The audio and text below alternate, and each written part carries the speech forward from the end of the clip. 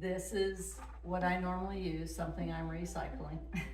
But, you know, every once in a while I get something new.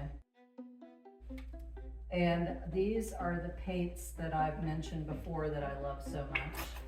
It's apple barrel, and they're really great. They're the craft paint that I get at Walmart. You can get them anywhere. But the viscosity in them is really loose, and so it's really great for when you're going big on a wall or something. Now, if you were doing a fine art painting or something, I would use maybe more of the tube paint. So that's my palette. And I've got a little thing of water here and a paper towel. Sky first. I'm going to get a lot of white on my brush, a little bit of blue. Blue goes a long way. And about eye level is a good horizon line. And it doesn't have to be perfect. And I can already tell I'm gonna need more white, but let's get this rolling first.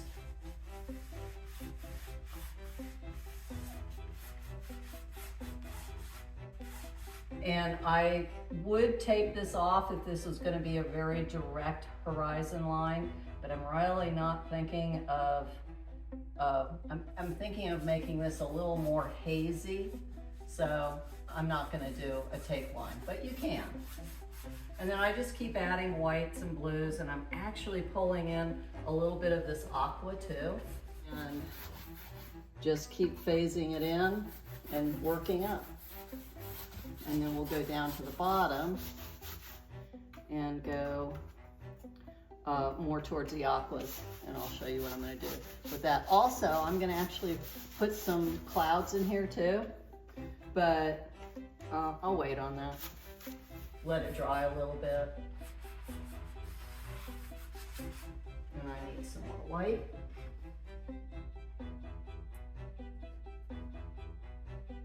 And I should leave these unkept.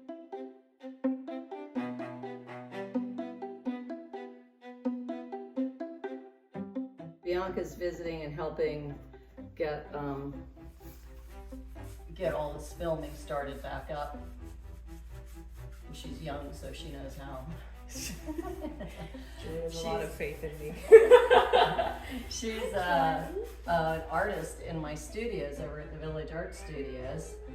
And she also does event painting and is doing fine art also. And it's going to be really exciting watching her expand her whole repertoire. And that's my cat in the background, Charlie. And he is very curious, and he's making new friends, obviously. Finally, he waited until Finally, the camera was waited until the camera was rolling. That sounds like a ham. A ham. A porker. Yeah. Cheesing over there with the camera. Yeah.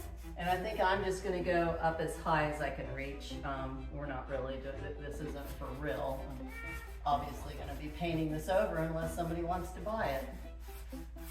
Oh, and that's something we have to talk about. I know. I was about to ask if that's something someone's interested in. Where might they go I'm not about even doing sure that? how to do that, but they could always stretch it on stretcher bars if they wanted, and I can roll it up and send it to them.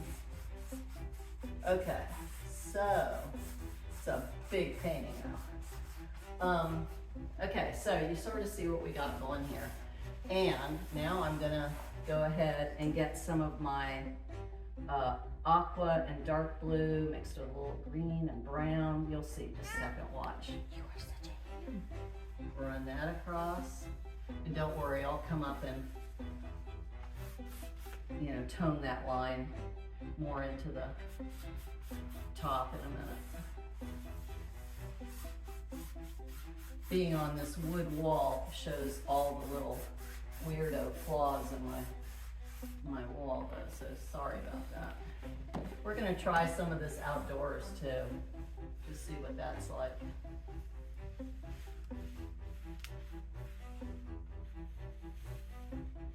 Yeah. Now we'll start heading towards our more aqua yellow water down here.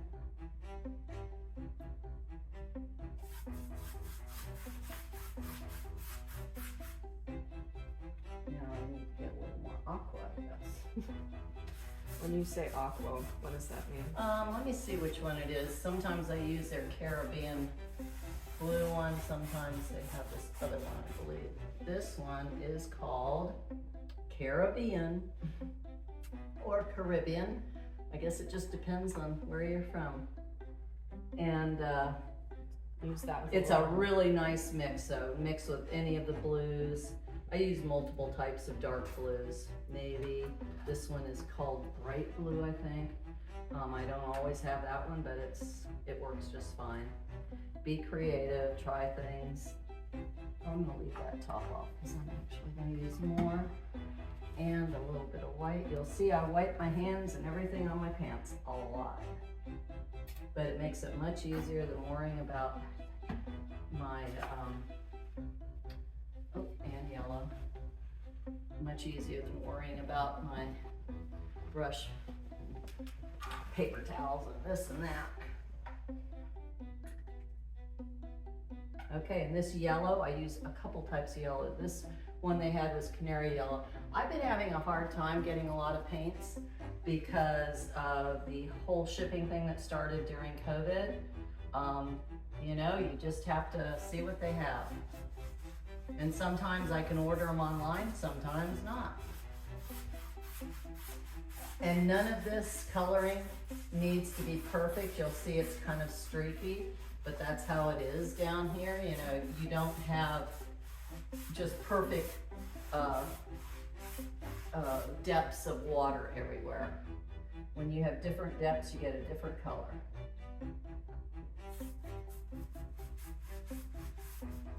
Sandbars cause that.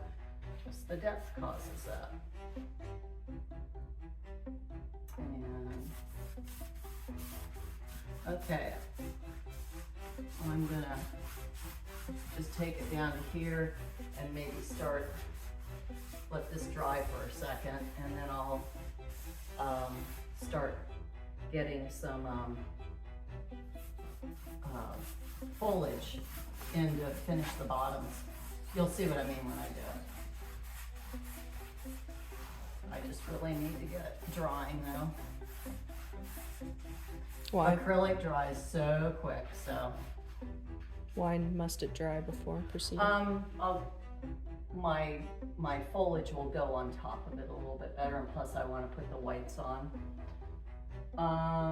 There we go on that. Before I start the other, I'm going to do some pure white for the clouds. And I'm not going to get crazy and add colors to this because I want it to be a very bright day. So that's why I'm using a pure white. And you're mixing into all this anyway, so it doesn't matter. You will get some blues, and I'll just build this over time. Okay. How's that looking from back there? Very nice.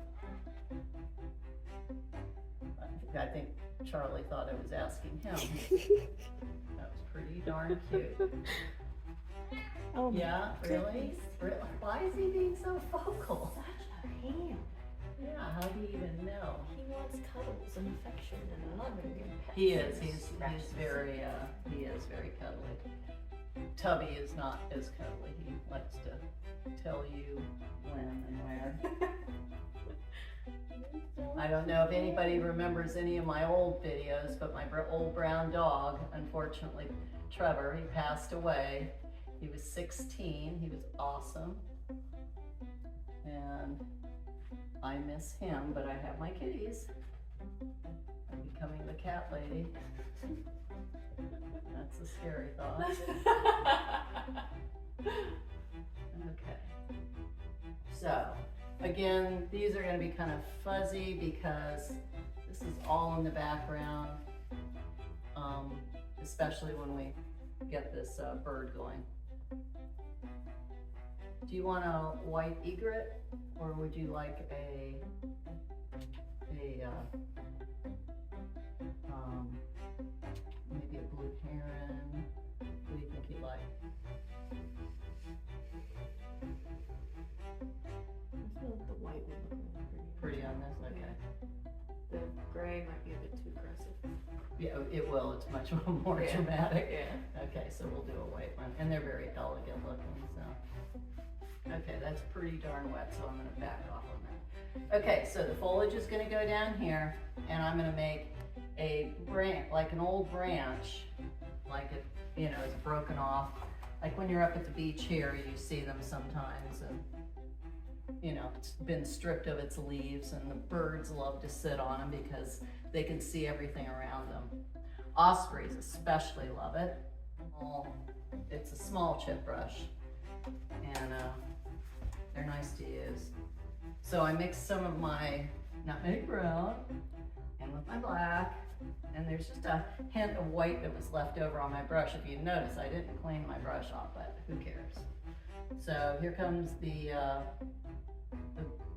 old limb.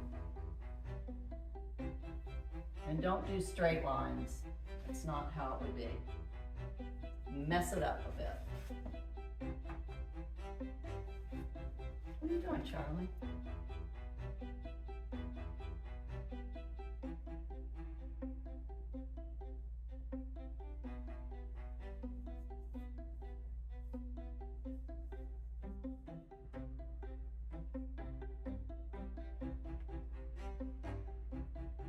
And no, I don't draw things up, but that just takes practice over the times. If you feel it necessary to draw, then what I would suggest you do is get to the painted background point.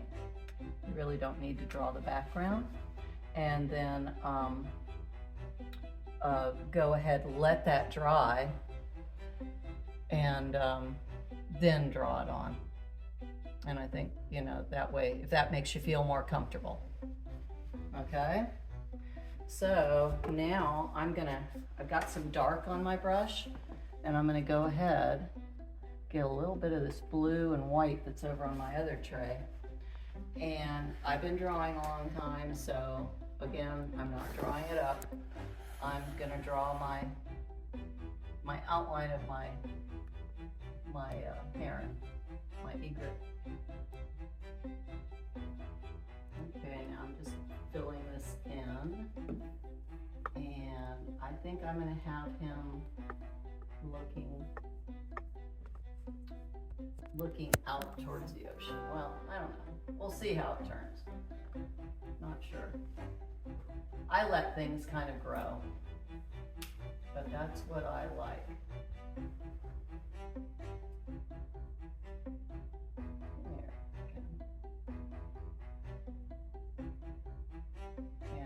This is setting up and drying a little bit. What I'm going to do is start on my foliage a little bit, so I can show you how that goes. Whoops, I better give him some legs, right? No. But you see that color is kind of like just a nice bluish gray with the little shades of brown in it. And I just give them an elegant shape, and I'm going to just run a couple legs really thin down here. I'll kick up on these. I'm just giving myself guidelines right now. Here we go. So now I'm going to switch over to a straight edge cheapos from Walmart again. And I'm going to add some greens to I have black here and brown, and this is just their regular Kelly green. You can use a lot of their greens. They have several dark ones that are very nice. You'll get your own flow going with them. And my big thing, and I think I've told you before over the years, never use a perfect color, always mix it. It just makes things, for me, it makes things more interesting. Now, like if I was doing a very contemporary piece that had a more graphic look to it, absolutely I might use a solid color. You know, it really depends on the styling you're going. I'm going more for a realistic look here. And if you are doing realism, there's no perfect color in nature, really. Nature mixes it up. And if it's not, quote, nature mixing it up, then it's the lights and shadows from all the surroundings. Okay, so I've got black, green, yellow, brown. I don't care where you put it on here, but while this is drying, I can start getting the sides in. And you can sort of build drama in this way. And I use the edge, because these little squared off brushes make a really nice fine edge. Look at that. I'll show you as I go along. Oh, I've got to do some filler pieces here. You'll see where I'm going with this later, because I'm going to add light stuff on top of this when it dries.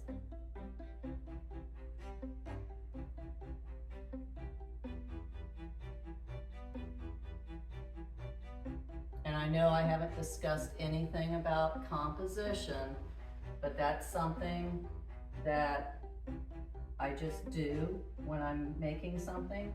So it's very hard to teach that. I like to make it so I bring the eye around. You need to practice it. You need to look up some things, do some practices with composition. And also practice using colors, play with colors, learn how to mix them. But I'm not trying to do anything perfect here. I'm just getting dark color in so that it will hold the light color when I come back. And obviously this is all gonna have to dry better than this, so what I'll probably do is turn this off, take a little break, because one wonderful thing about this is that it dries so quickly. I love that. Is it a rule of thumb that you use dark to light? Not always, because I don't always follow the rules, but on something like this where I'm building it towards you and you're wanting to get depth and all that, yes, I'm gonna have the dark first, then the light will come on top of it. I'm so glad we put down that drop cloth.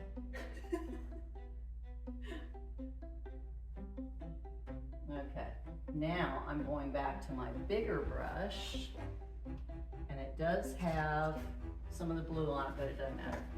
It's just gonna be a mushy color, so I'm gonna get that, the gray, some green, black, brown, and I'm gonna bounce it just for filler. I'll show you why in just a minute. This helps you take up a lot more space. And it gives you another texture. Texture is always important.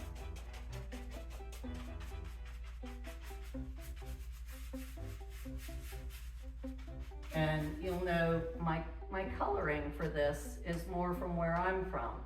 Whereas, like, say you were doing something moody or something in Ireland, you'd want a whole nother color palette.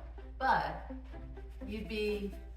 you're always playing the same game. You're trying to get something composed well and with color that catches somebody's eye and a scene or an animal or whatever. It can be an abstract thought. I just started a picture of a dog that I put a full background of abstract color, and that was, maybe I'll pop that in as a single shot. I love that, and then I have a very detailed head started on it. I'm not done with that one, but I'm getting there. Oh, and if you're wondering about this canvas, you can order this stuff online. There's all kinds of companies that sell, and just try it and see what you like. I send paintings all over the world rolled because it's so much easier. If you roll it, you can just put it in a tube. If it's stretched, a whole different thing.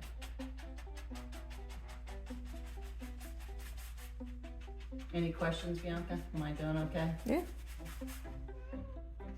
You agree? Good. Yeah. I'm glad. Oh my gosh, Charlie. I'm glad. I wasn't even asking you. You are such a ham. Oh my goodness. You are such a ham. I didn't even know I was asking a question.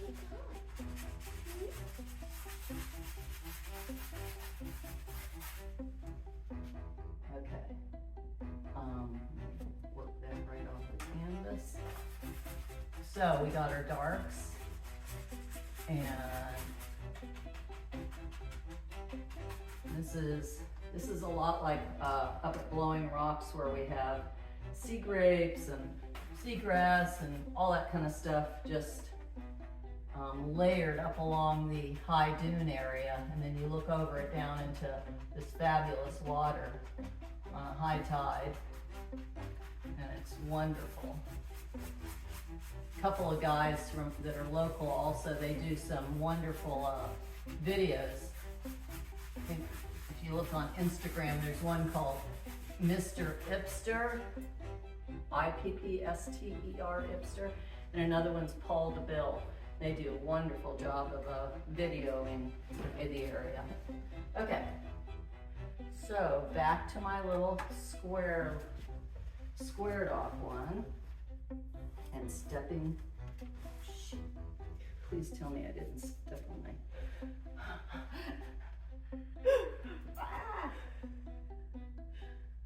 I'm gonna go ahead and add some of the fronting on if I can. We'll see. We may have to. That's going okay. I'm just using the edge of the brush and turning my hand as I do it. And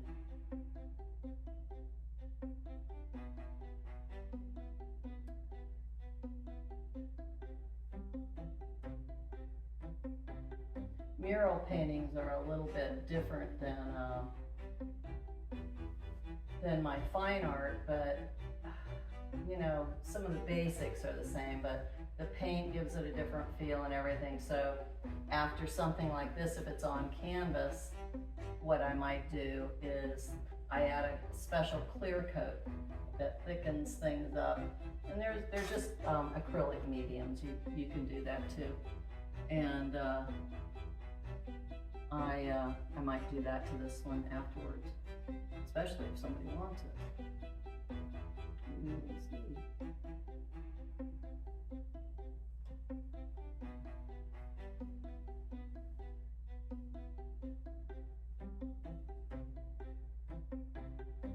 And when you're doing this, you think about the way the fronds are, I don't know, floating in the wind or doing whatever. And remember not to do everything perfect. Like what I mean by that is going bang, bang, bang. It doesn't look good. They need to be messed up a little bit. There is randomness to nature. I'll show you. I'm going to cross it. See? Look at that. Makes it just look much better. Nobody's saying you have to have the perfect frond or get the picture and copy the perfect one. You can make this up, but you do have to add a little bit of randomness to it, just to make it look right.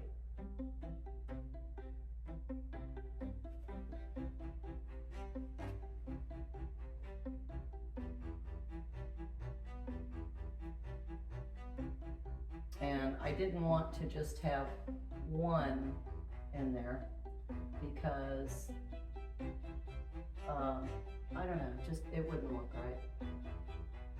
That's the thing with nature too. Yeah.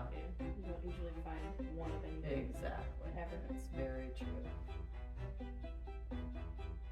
And actually, by putting this the way I've got it, you can imagine I might even actually have some coming in like this, so it looks like, you know, oh, there's more fronds, but they're off in the other part of the painting or something.